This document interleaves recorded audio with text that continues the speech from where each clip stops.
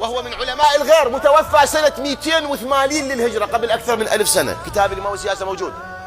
دخل عليها يعتذران، قالت لهم حكايتي، أنا ما أطول وياكم، حكايتي سامعين أبويا يقول فاطمة يرضى الله لرضاها ويغضب لرضاها، سامعين؟ قال أشهد الله أني سمعت ذلك بأذني من فم رسول الله، أنه يقول يغضب الله لغضبها. قالت اللهم اشهد أني غاضب عليهما.